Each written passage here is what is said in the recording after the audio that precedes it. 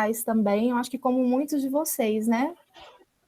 Acho que tem muita gente aqui da turma que também fez faculdade de ciências sociais.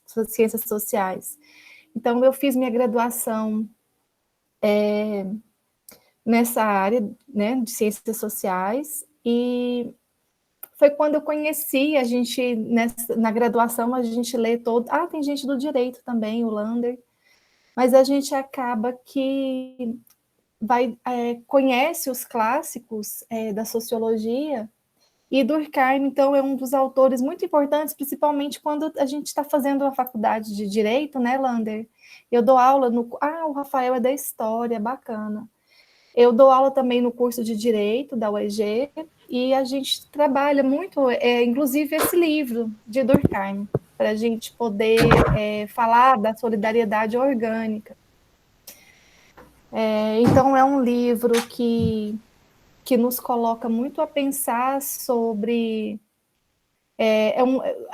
a própria forma como Durkheim compreende mesmo o que é uma sociedade moderna, né? Como que ela se organiza, como é que nós, enquanto integrantes dessa sociedade, vivemos dentro desse elo que ele chama de solidariedade orgânica.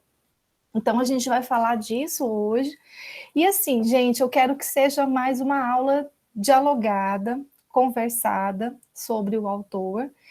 E aí eu quero propor para vocês, já que nós estamos aqui de uma maneira bem assim, de parceria, de troca, o que vocês preferem? Se vocês fazem primeiro as apresentações e a gente vai conversando sobre isso, ou se eu já faço uma introdução do livro, o que vocês preferem que a gente faça?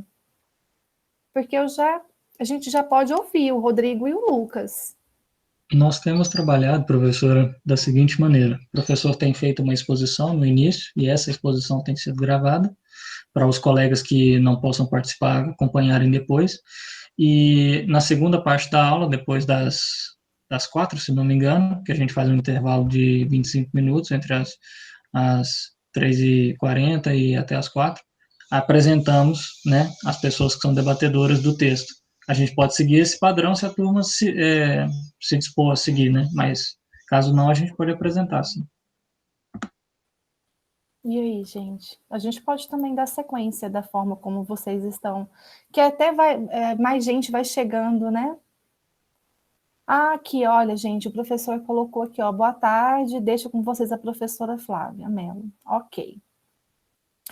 Bom, eu gosto muito de conhecer as pessoas com que eu estou conversando, ainda mais de forma remota.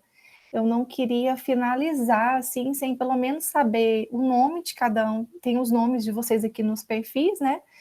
Mas, assim, eu acho muito angustiante dialogar com pessoas que eu não conheço, até para que eu me sinta à vontade, que eu converse, que agora eu já sei, por exemplo, que o Lander é do direito, o Rafael é da história. Acho que é bom a gente também se conhecer, né, gente? Bem rapidinho, pelo menos. Porque, assim, vocês já se conhecem, mas o meu momento aqui que entro para conversar com vocês, eu gostaria pelo menos de saber. Alguém pode, tipo assim, só abre o microfone, fala o nome, se já tiver a pesquisa definida, o que está pesquisando, bem rápido, assim, menos de 1 minuto.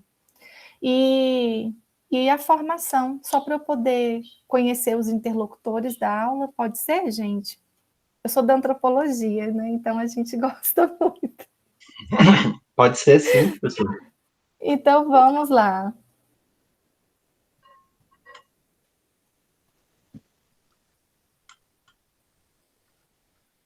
Bom, então, Lucas Gabriel, uma das pessoas que vai participar do seminário junto com o Rodrigo, tenho formação em Ciências Sociais, me formei com o período entre 2016 e 2019, ano que defendi meu TCC, e hoje, no mestrado, pesquiso o trabalho de músicos, especialmente o trabalho de mulheres na música no Brasil do século XIX ao século XX, buscando conhecer essas mulheres tanto na linha de frente, com ocupações tradicionais, docência em música, apresentação ao vivo, composição, como também mulheres que trabalhavam com outras ocupações, as ditas ocupações de da equipe de ajuda, a equipe de backstage, então pessoas copistas, pessoas que gravavam, publicavam e afins.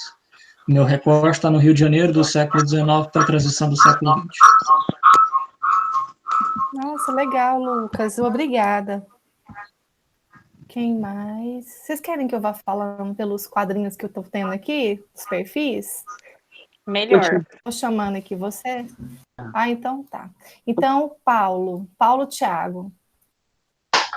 Olá, boa tarde, professora. Eu sou o Paulo Thiago, né? Tenho formação em Ciências Sociais e também em Direito. E atualmente no mestrado desenvolvo pesquisa sobre a criminalização da LGBTfobia, contexto e embates envolvidos dentro desse debate, do julgamento do STF. Que legal, Paulo. A minha tese também passa um pouco por aí. Depois a gente conversa. Só que a minha é mais a questão do feminismo. Bom, Lander também já tinha colocado no chat. Quer que eu complemente, professora? Sim. Bom, como eu falei, eu sou formado em Direito, já que eu formei em 99, né? É 99? 99. E na minha época a gente não viu Durkheim, nem Weber, nem nada de sociologia, né? Tanto é que eu tô lendo agora e vendo, rapaz, isso aí todo aluno de Direito tinha que ler, sabe? Foucault, né? E o meu projeto está relacionado à minha área, né? Que sou da área de segurança pública, sou papiloscopista, e trabalhar a questão da identidade da minha profissão e os conflitos que ela vivencia dentro e fora do órgão. Certo. Então, uma boa notícia, Lander. Agora as universidades estão trabalhando esses autores no curso de Direito. Fica uma lacuna muito grande mesmo, né? Sim. Fica muito idealizado, né? O Rodrigues. Eu sou o Rodrigo, inclusive vou apresentar hoje, né? Eu sou formado em Ciências Sociais, né? Eu sou formado em Ciências Sociais pelo Rio, formado já tem 10 anos, que fui formado agora, fiz esse ano, e meu trabalho agora de pesquisa é sobre ações afirmativas e racismo institucional, especificamente no Instituto Rio Branco, na profissão de diplomata, né? Trabalhando com essa questão do racismo dentro da diplomacia e as relações dos programas de ações afirmativas que já teve dentro do Instituto Rio Branco. Nossa, muito legal. Obrigada, Rodrigo. O Fábio. Sim, boa tarde. Bem, meu nome é Fábio, eu sou da administração, sou formado em administração de empresas e tenho uma especialização em gestão da produção. Minha pesquisa vai ser com os trabalhadores do setor industrial frente aos avanços tecnológicos. E agora veio a pandemia, hein? Para você estudar esses trabalhadores frente a isso. Legal. Potencializou, né? Potencializou, sim. Adriano. Bom, eu sou Adriano, eu sou bacharel em Relações Internacionais, aqui pela Universidade Federal de Goiás.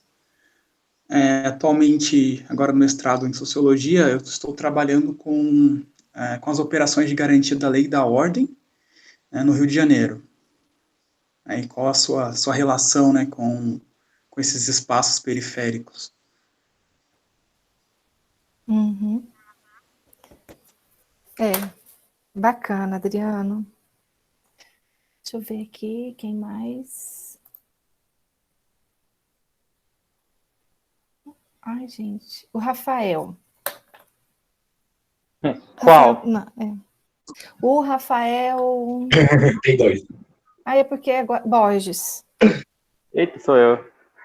Oi, sou o Rafael. Eu sou formado, né, em Ciências Sociais. Tudo correr bem, ano que vem eu formo em Economia, aqui também pela Federal. E eu estudo o mercado imobiliário, mais especificamente o processo de formação dos corretores de imóveis. Como que a instituição do mercado molda, então, esses profissionais. O resumão é isso. Beleza. Certinho, Rafael. Obrigada. Agora o Rafael Oliveira. Meu nome é Rafael Oliveira Faria, eu sou de Anápolis, sou formado em licenciatura em História pela Universidade Estadual de Goiás, também tirando a senhora da aula. E a minha tese, a minha dissertação é sobre história cultural, né? Não, sobre cultura material. Eu estou fazendo um estudo de um monumento em homenagem aos pracinhas, que lutaram na Segunda Guerra Mundial aqui de Anápolis, analisar dentro do ponto de vista sociológico e cultural e fazer um estudo da estética, do simbolismo desse monumento e o que ele pode nos dizer sobre os soldados brasileiros que lutaram na Segunda Guerra Mundial. Que legal. É isso. Eu sou de Anápolis, Rafael. Nossa, legal. Sou de Anápolis e eu sou eleitora de Anápolis também. Vou lá só para votar, para poder tirar aquele prefeito da gestão dele. Nossa, o Roberto é terrível, pelo amor de Deus. Vou lá fazer um fora Roberto. Fora Roberto. Fernanda Vilela. Boa tarde, né? Eu sou a Fernanda, sou formada em Ciências Sociais pela UFG, sou formada também em Pedagogia e agora no mestrado eu estudo as trajetórias ocupacionais de porteiros residenciais e o impacto nessas trajetórias em virtude da implementação das portarias orgânicas, das portarias eletrônicas nos condomínios. Gente, tanta pesquisa legal, Fernanda, adorei. Obrigada. Tem mais alguém, gente? Eu não estou conseguindo ver aqui mais. Deixa eu ver se eu consigo pegar mais gente aqui para eu ver. Não. Tem mais alguém que eu não falei o nome? Tem eu. Por favor. Milena. Oi, eu sou a Milena. Eu sou formada em Museologia pela UFG e atualmente eu sou estudante de Pedagogia pelo Instituto Federal de Goiás. O meu tema de dissertação é a pichação, né? E aí eu estudo a pichação como parte das manifestações políticas na cidade de Goiânia, principalmente no trecho entre a Praça Universitária e a Praça do Trabalhador. Nossa, gente, que fantástico, Milena. Nossa, muitos trabalhos maravilhosos. Tem mais alguém, gente? Porque pelas janelinhas do Meet, eu não estou conseguindo pegar a outra parte, eu não estou conseguindo.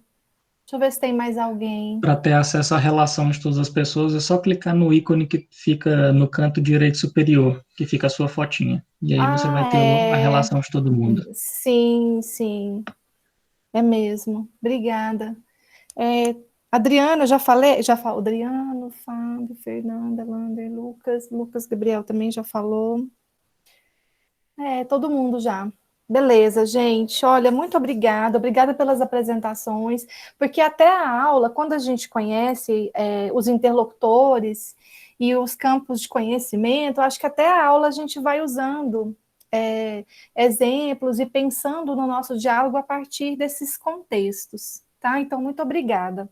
Gente, eu tenho aqui uma síntese da aula que o professor Sofiati me enviou, e eu organizei ela em slides, e eu vou compartilhar aqui com vocês, tá? Então, ele sintetizou aqui todas as ideias principais que ele gostaria de conversar. Então, eu vou compartilhar aqui com todos. E aí, a gente vai ter essa conversa sobre a obra, e aí a gente entra com umas apresentações. Vocês estão visualizando aqui a tela? Sim. Sim, professor. Sim. Beleza. Gente, eu sou mãe, né? E minha filhinha, de vez em quando, ela me chama, mamãe, grita e alguma coisa assim. Eu também tenho uma cachorrinha. Então, se vocês verem ou notarem algum barulho aí, eu peço desculpas. Mas a gente está trabalhando em casa, então é desse formato que a gente vai se organizando, né? Então, vamos lá, gente. Então, hoje nós vamos falar um pouco sobre essas ideias que estão colocadas nesse livro da divisão social, do trabalho social, de Émile Durkheim. E lembrando que o contexto, a conjuntura em que a obra foi escrita foi no momento de de uma preocupação muito grande dos teóricos franceses daquele momento, dos filósofos franceses positivistas, de sacralização da ciência, né? Então, até tem essa imagem aqui, que lembra bem a gente desse contexto todo, que as pesquisas nas ciências naturais, exerceram uma forte influência no desenvolvimento da própria sociologia e, portanto, dessas obras de Durkheim que vocês estão lendo. Então, fazendo só uma recapitulação, porque vocês já viram sobre o positivismo, né? Só para a gente poder lembrar um pouco, que seria essa corrente filosófica, né? Na crença do poder dominante absoluto da razão humana. A sociedade seria o objeto de estudo, né? Sempre estudada como os fatos sociais pensados como uma coisa. A sociedade industrial, ao ser comparada às sociedades tribais, por exemplo, ela vai representar um avanço, um modelo a ser seguido. Daí a ideia do organicismo, que é tão influente nesse livro que a gente vai discutir, né? Que faz a analogia entre sociedade e um organismo, né? Seriam partes integrantes e coesas, né? As instituições, e nós como pequenos átomos compondo essas instituições. Eu estou falando muito rápido, estou fazendo só uma recapitulação aqui, porque vocês já viram sobre o positivismo, né? Tá tranquilo, gente? Tranquilo, beleza. professor. Tranquilo. Então, vamos lá. Então, assim como os animais, a gente vai lembrando da teoria de Charles Darwin, né? De toda a vida, de todas as formas de vida passaram por estágios evolutivos, as sociedades também, desse ponto de vista, elas teriam passado por estágios de evolução, que aí vem do teológico, metafísico, científico. Então, Durkheim considerava que todas as sociedades elas haviam evoluído a partir das hordas, dos clãs e das tribos. Então, ele estabeleceu a passagem da solidariedade mecânica para a orgânica como motor de transformação de toda a sociedade. Então, é nesse momento que ele vai, então, discutir e explicar isso nessa obra dele. Lembrando, gente, tem até essa imagem aqui da ideia da modernidade, né? Que a modernidade ela seria algo que pensado como o melhor momento que a humanidade estivesse vivendo, né? Símbolo do triunfo do homem pela tecnologia. E assim, lembrando um pouco daquilo que também já foi falado, que já foi estudado, que é a ideia da sociologia que foi construída, pensada, instituída, né, como com essa ideia de produzir definição da sociedade com absoluto rigor científico. Por isso é que o objeto de estudo da sociologia são os fatos sociais. Isso vocês viram nas regras do método sociológico, né? E aí, então, Durkheim vai falar dos fatos sociais, das características dos fatos sociais, para não ficar muito redundante, porque vocês já viram, só lembrando, né, que os fatos sociais têm essas características, são gerais, coercitivos, né, exteriores. Bom, e lembrando que fato social seria toda a nossa experiência vivida, né, como uma realidade independente e pré-existente. Então, o método de estudo da sociologia, que é essa questão da objetividade, da neutralidade, do distanciamento, de ver os fatos sociais como coisas, nós, enquanto indivíduos pensados enquanto átomos, né, justapostos e iguais. Por isso que quando ele vai falar de solidariedade, tanto a mecânica como a orgânica, ele vai de novo trazer isso, né, na obra, vai falar dessa ideia de atomização da sociedade, mas não enquanto indivíduos encapsulados individualmente, mas enquanto indivíduos que são justapostos, né, interligados. Quais seriam, então, esses objetivos da sociologia, quando Durkheim ele vai pensar sobre isso? Explicar essa solidariedade, esse elo que existe entre as pessoas, esse motor, né, que acaba direcionando e girando as nossas relações sociais, um elo que vai existir entre os seres humanos que compõem essa sociedade, encontrar soluções para a vida social, estudar e comparar os grupos sociais.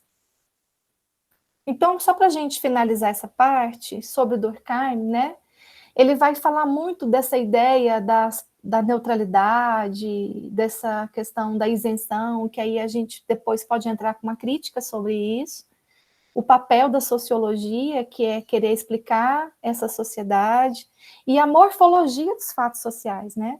A ideia dos estados normal e patológico, que é normal, que é quando tudo se encontra generalizado pela sociedade, as coisas estão generalizadas, e é patológico quando assume taxas exageradas.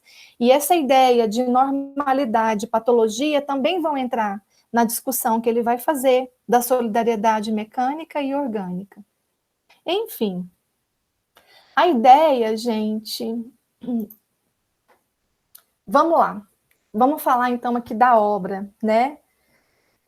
A ideia dele nessa obra, então, ele vai falar da construção da consciência individual e coletiva, que até o professor Sofiati utilizou como base a obra Sociologia e Sociedade, que é essa ideia da consciência individual. Então, todos nós somos dotados, somos portadores de nossas consciências individuais, que, por exemplo, a psicologia chama de personalidade.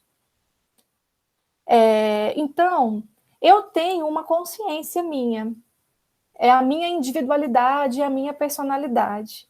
Mas quando eu faço um comentário, quando eu emito uma opinião, eu não estou falando aquilo sozinha, né? Então, por trás, ou entrelaçada com essa minha fala, existe um arcabouço de opiniões, de ideias, de crenças, de valores que vão estruturar essa minha ideia, que é o que Durkheim chama de consciência coletiva. Esse conjunto de crenças, de sentimentos comuns à média dos membros de uma mesma sociedade. Só que é algo diferente das consciências particulares. Tanto é que existe um conflito, né? Indivíduos e sociedade. Né? Então, assim, o indivíduo dentro da sociedade, ele sofre com essa imposição dessa consciência coletiva ou desses valores, para que ele também entre nessa ciranda, né? Eu me lembrei aqui de um negócio que, às vezes, quando eu vou trabalhar na graduação com os alunos de direito, e alguns não tiveram nenhuma formação em sociologia ainda, e eles têm dificuldade para poder entender isso. Então, quando eu vou falar da ideia, por exemplo, de quando ele fala da consciência coletiva, dos fatos sociais, eu fico imaginando essa experiência que a gente tem quando vai num parque de diversão, por exemplo. Sabe quando tem aqueles... Professora Flávia, desculpa te interromper só um minutinho, porque o nosso colega Matheus, ele está mandando no nosso grupo que está pedindo para aceitar ele na reunião, que ele não está conseguindo entrar. Ai, gente, e o pior é que eu não estou como... Pelo meu e-mail institucional, eu não estou conseguindo. Vocês querem que eu crie uma outra sala no Google Meet pelo meu e-mail da UEG institucional, e aí eu posso aceitar todo mundo? Eu acho que vai ser difícil, professor. É mais fácil que ele entre com outro e-mail. Eu acho que ele pode. Será? Pelo Gmail? Se ele entrar com... Eu vou falar com ele, pedir para ele entrar com o e-mail daqui, da UFG. Gente, beleza, qualquer coisa. É porque quando a gente está compartilhando a apresentação, a gente não lê o chat. Eu peço desculpas, viu? E obrigada, Fernanda, pela sua... Por nada, desculpa. Então. Não. Então, vamos lá. Se ele continuar com dificuldade para entrar, a gente encerra e eu crio uma outra sala no Google Meet, a minha da UEG, e lá vocês entram e eu consigo receber todo mundo, porque aqui eu não tenho, gente. Eu não tenho a chave da sala.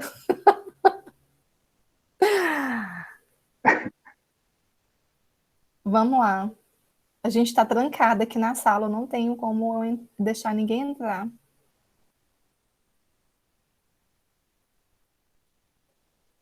Então, vamos lá. Qualquer coisa, vocês me avisam, então?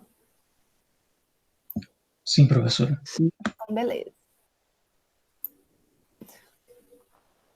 Bom, então, como eu estava dando o exemplo para vocês, sabe aquele carrossel que tem lá que é no Mutirama, que as criancinhas sentam lá e ele fica rodando assim, né? Em constante movimento. Então, assim, quando eu leio o Durkheim, a sensação que eu tenho quando ele explica sobre os fatos sociais, eu imagino, quando eu estou lendo ele, exatamente essa dinâmica, que é como se a pessoa ela já se visse ali dentro daquele carrossel que já está girando, né? Isso, gente, na perspectiva de Durkheim, quando ele vai falar sobre isso, tá? É como o exemplo que eu uso para entender essa parte que ele fala. Então, toda essa angústia que a gente tem de estar dentro desse carrossel que está girando, e por mais que é algo que é externo a nós, né? Então, é aquela ideia da exterioridade, da coercitividade, da generalidade, né? Então, assim, é nessa perspectiva que eu explico quando eu vou falar sobre isso, que é como eu consigo, dentro desse mapa mental que eu organizei para entender essa explicação dele, é nessa perspectiva, como é que ele está percebendo esse movimento da sociedade. Na verdade, é isso, né? Não estou falando que eu concordo com isso, mas como eu percebo a explicação dele falando sobre isso. Bom, então ele vai falar sobre essa consciência coletiva que ao mesmo tempo, a nossa consciência particular, ela acaba se fundindo, se torna uma coisa só com a consciência coletiva, no sentido de que as duas estão entrelaçadas, né? Porque o meio social, ele molda esse indivíduo a pensar dessa forma. Tá certo, gente? Vocês já falaram sobre consciência coletiva também, para eu não ficar muito redundante aqui? Pouco. Beleza. A gente falou pouquinho. Tá. Então, assim, só para a gente poder, então, fechar essa parte da consciência coletiva, ela seria essa síntese, esse baú cheio de coisas que mistura, né, a questão dos valores, das ideias, dos hábitos, crenças, visão de mundo, regras. Então, para Durkheim, essa consciência coletiva, ela vai dar sentido de integração entre os membros de uma sociedade. É a moral vigente de um grupo social que determina o que é certo, errado, bom, ruim, justo, injusto. Né? Então, acaba que se torna a média da consciência coletiva de uma sociedade, ou das consciências individuais de uma sociedade, que vão se entrelaçando e a gente vai organizando dessa forma. Só que a consciência coletiva, ela não vai dar conta de tudo, né? Ela não vai dar conta, a partir dessa moral dela, de garantir essa solidariedade numa sociedade que seja mais complexa. Então, é por isso, pensando nisso, que Durkheim ele vai explicar essa passagem da solidariedade mecânica para a orgânica, para poder mostrar assim, olha, a consciência coletiva, ela opera nas duas. No entanto, nas sociedades que vivem uma solidariedade mecânica, a consciência coletiva, ela opera mais. Ela acaba que dá conta mais de criar esse elo dos indivíduos, de determinar esses valores, né, essa média dessa consciência toda sobre as pessoas. E numa sociedade que é mais complexa, industrial, modernizada, nessa sociedade moderna, que esse termo de modernidade, ele já estava, né, nesse momento do século XIX, do surgimento da sociologia, ele estava assim, colocado de uma maneira muito forte. Então, nesse momento, quando Durkheim vai falar sobre isso, ele vai dizer assim, olha, a consciência coletiva não vai dar conta disso tudo. Por isso é que entra o jurídico.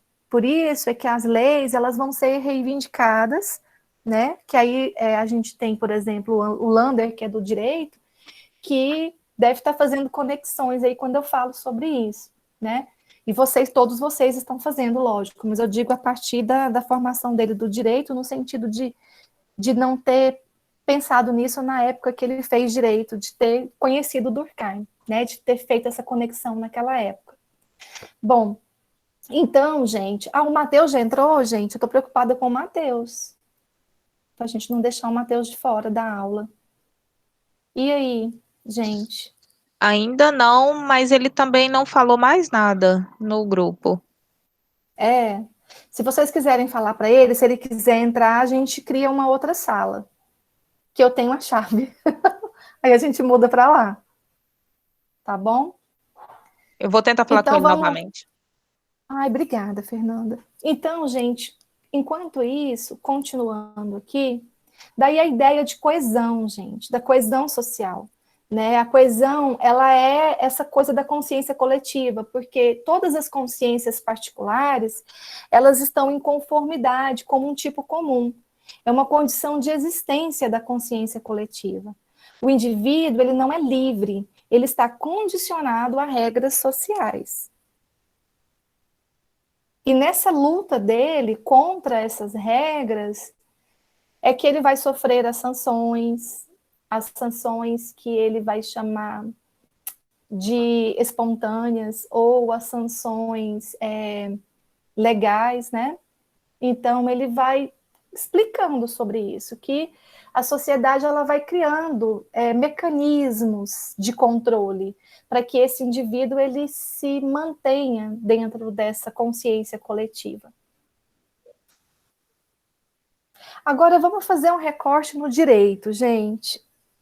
O crime, né, na opinião de vocês, quando ele fala da questão da normalidade, da patologia, o crime, ele seria normal ou seria patológico para Durkheim? Normal na visão de Durkheim, mas explico ou não?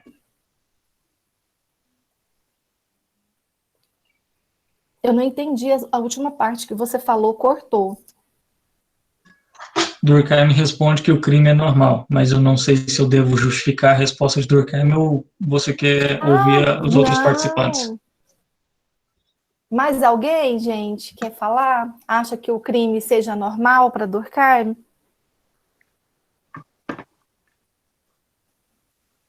Sim, ele vai falar sobre o crime nas regras, né, do método sociológico. Nós vimos o livro na primeira aula, né, e eu me lembro bem sobre essa parte do livro, onde ele fala sobre a normalidade.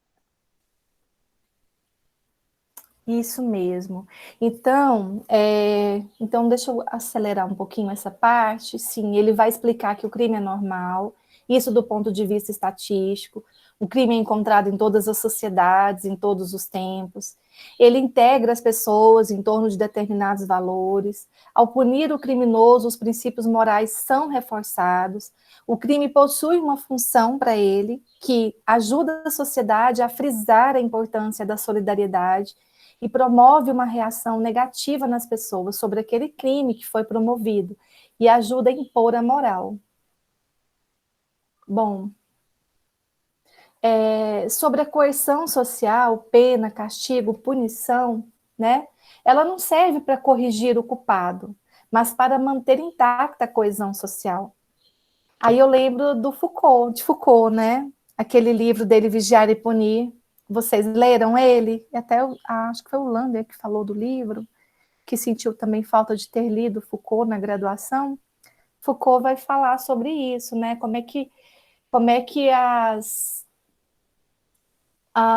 aquele momento crucial de punir as pessoas, né, pelo meio da pena de morte, e isso, o suplício, né? Como que o suplício ele era usado não só para, não era para punir o criminoso, né? O suplício era colocado ali como existia todo um rito em torno do suplício que era justamente de pensar nessa perspectiva, né? Então, Foucault ele vai mostrar que a sociedade, naquele momento que estava fazendo, tem até um momento muito agonizante, eu esqueci o nome da pessoa que vai ser assassinada, que ela vai sobreviver à pena de morte, e ela não consegue morrer, então a pessoa é esquartejada, e existe um rito horrível, né? E acho que é o primeiro capítulo de Foucault, ele vai falar dessa questão. E aí ele comenta sobre essa ideia de querer exibir aquilo para a sociedade, né?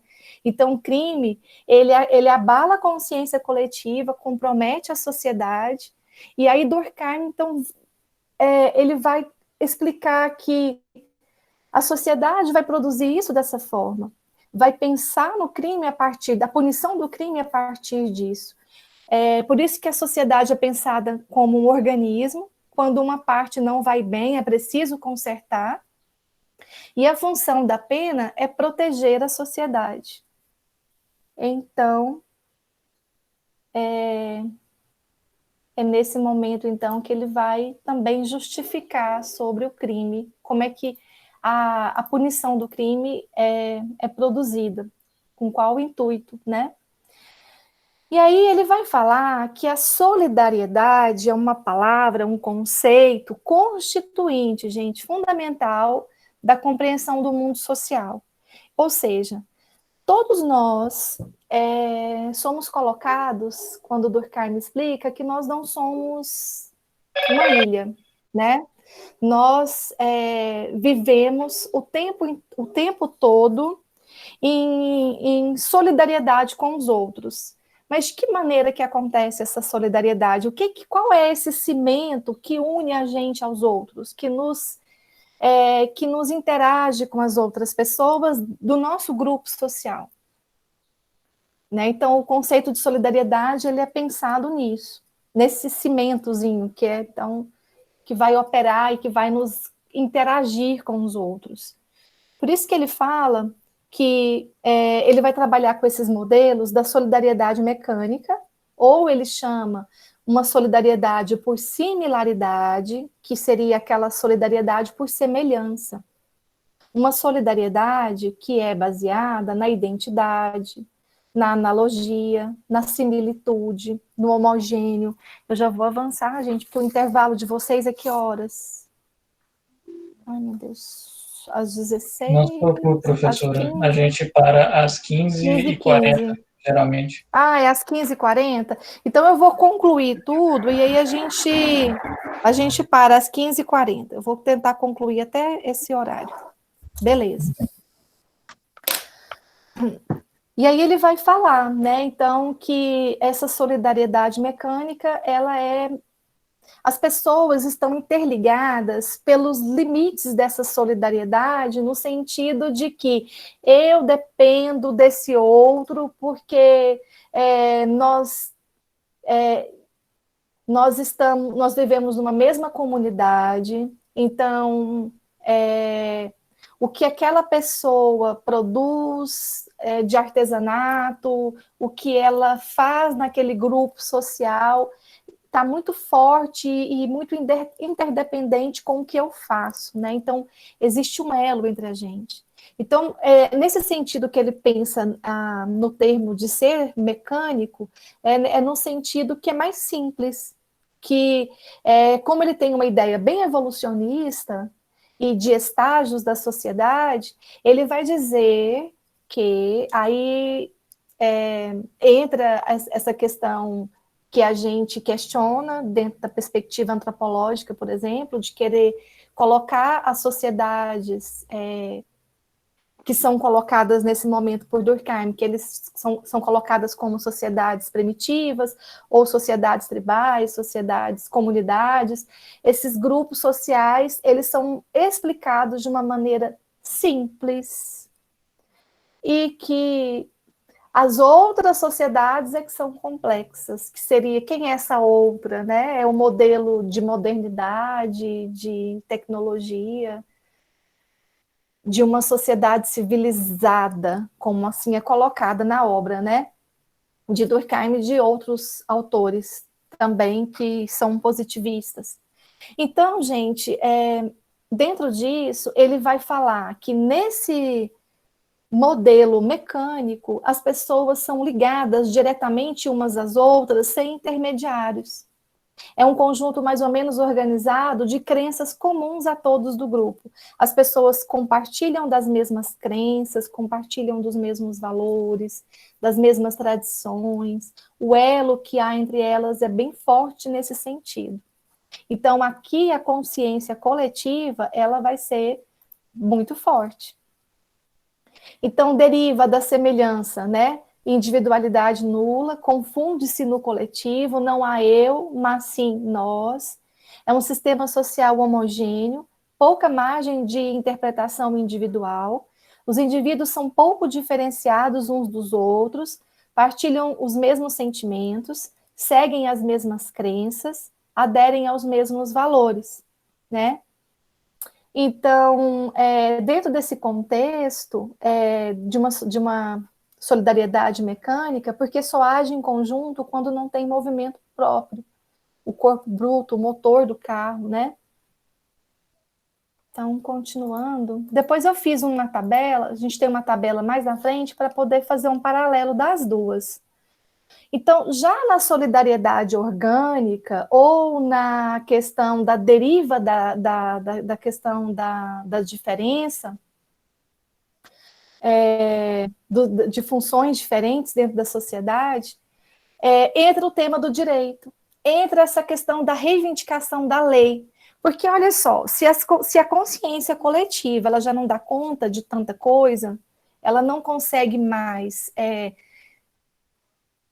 vamos pensar, administrar as diferenças que vão se formando a partir das consciências individuais. Então, Durkheim vai falar que existe uma reivindicação do direito por conta disso, que é já dentro desse momento que ele é colocado como moderno, né?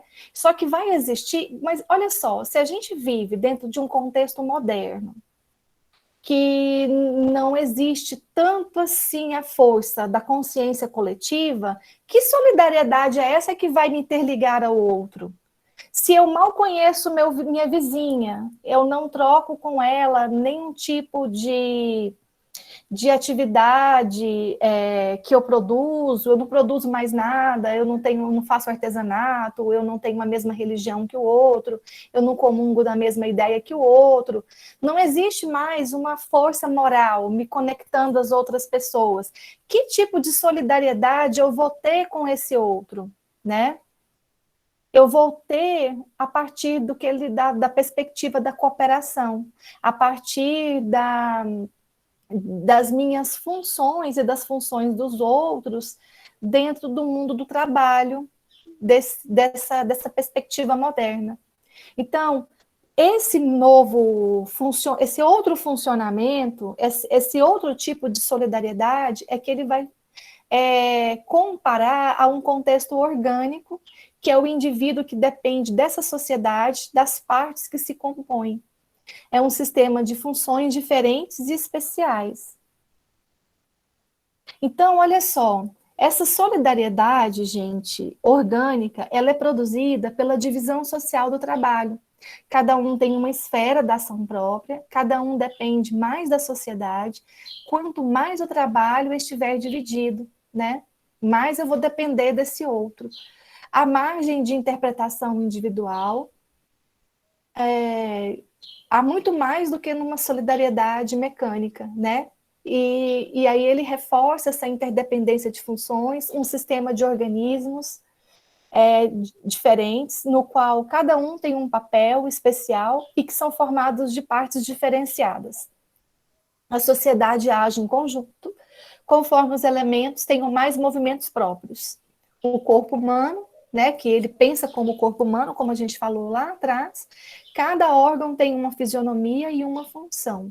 Então, A partir da profissão que eu ocupo na sociedade, do ponto de vista desse autor, eu vou operar nesse organismo. Eu vou permitir que essa interdependência aconteça, né? Os alunos dependem de mim, eu dependo também desses alunos, eu dependo do cara que vai pôr a internet na minha casa, eu dependo do serviço da Enel, né? Se acontecer alguma coisa, tiver uma queda de energia, eu vou depender desse trabalhador. Então, todos nós, dentro desse mundo, somos interligados uns aos outros. E ele chama isso de solidariedade. Ele não vê pela perspectiva do conflito. Tem aqui uma tabelinha, gente, para a gente poder, então, assim, separar as ideias centrais de cada um. Aí eu acho que eu podia até parar por aqui. Eu queria propor para vocês, para a gente fazer o intervalo, se a gente conseguir às 15h30, porque eu tenho um curso às 17 horas. E aí eu queria encerrar com vocês, assim, não passar desse horário. Para a gente poder, então... Por mim, tudo bem. Pode ser, né? Então, olha só, a solidariedade mecânica, o exemplo que ele coloca são as comunidades, as sociedades que ele chama sociedades mais simples, né? Então, os papéis entre as pessoas são mais semelhantes, os indivíduos se identificam pelos laços de parentesco, amizade, vizinhança, há uma forte consciência coletiva, a moral e os costumes regulam os comportamentos desviantes. Enquanto que a solidariedade orgânica, né, que tem como exemplo as sociedades industriais, há uma divisão social no trabalho e isso garante essa interdependência. Os indivíduos são interdependentes pelo trabalho por meio de relações involuntárias e a maior autonomia e fraca consciência coletiva, embora ele exista. As leis regulam os comportamentos desviantes, por isso que as pessoas vão reivindicar essas leis, e o que vale é o caráter jurídico. Então, ele coloca dessa forma. Acho que para a gente poder... Acho que eu vou tentar... Aqui, olha, a solidariedade e o direito. A densidade das relações sociais, ela vai ser equivalente à quantidade de leis estabelecidas no cenário social. E é interessante, gente, que o direito, se vocês repararem, quando você vê, por exemplo, quando uma lei ela é instituída, né, ela é criada, vamos pensar nas leis recentes que protegem a questão das mulheres, a lei do infortúnio, acho que ela é chamada disso, aquela lei, acho que é do infortúnio sexual, a lei do feminicídio, que são as leis mais recentes que a gente tem.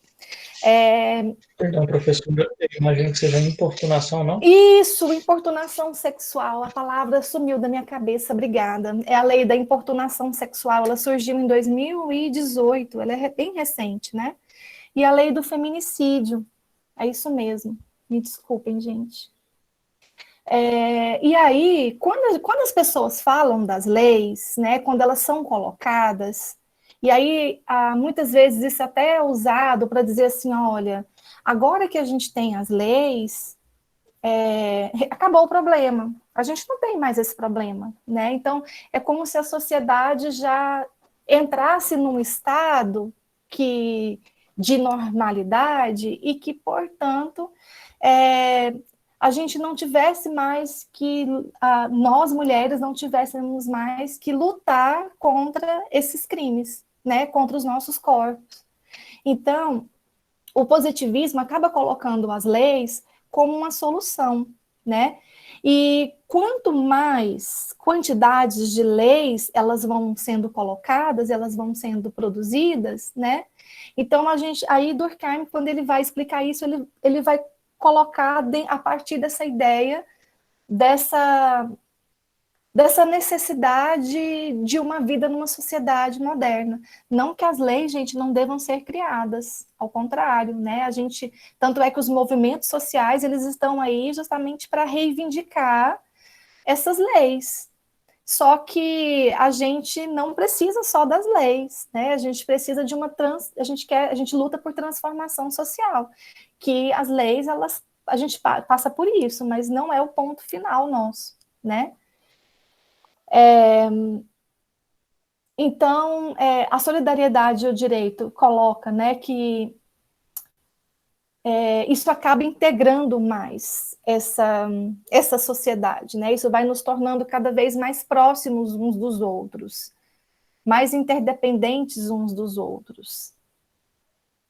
E pensando na divisão do trabalho social e da sociedade moderna, ele é produzido pelo progresso da sociedade, é o progresso, então, da divisão social, do trabalho social imposta pela intensificação dos contatos e das relações sociais. O progresso, ele é colocado como uma máxima, é o crescimento do volume da densidade moral. A densidade moral, ela faz parte desse conjunto das consciências coletivas e é medido pela concentração da população, o desenvolvimento das cidades, também que vai falar nessa obra de Durkheim, que ele vai pensar que quanto mais uma sociedade se industrializa, quanto mais essa sociedade se desenvolve, mais solidários nós nos tornamos uns com os outros. Então, ele coloca dessa forma. E também existe um consequente aumento das vias de comunicação.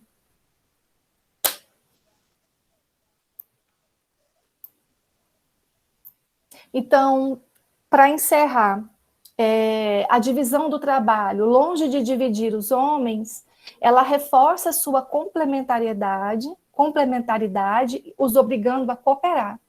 Mudanças, né, norteadas pela ideia da solidariedade. E aí vem aquela ideia da ordem do progresso, né? O progresso só ocorre em detrimento da regulação da ordem. Então, eu recorro às leis, eu recorro a um amparato jurídico,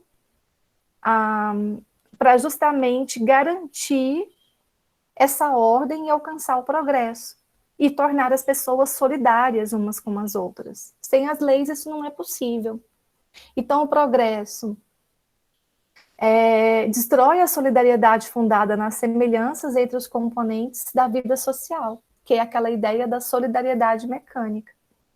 E o progresso, ele também passa pela questão das multiplicações das funções. Então, quanto mais especializados os indivíduos se tornam, né, parece que fica aquela ideia de que quanto mais esse sujeito, esse indivíduo, ele se torna autônomo, mais interdependente ele fica. Quanto mais ele se especializa, mais interdependente ele se torna. Que passa pela questão do incremento da interdependência entre diferentes grupos sociais. Quanto mais progresso, mais a interação será necessária. Então, gente, eu vou interromper aqui o compartilhamento, fiz essa síntese com vocês, para a gente poder entrar no diálogo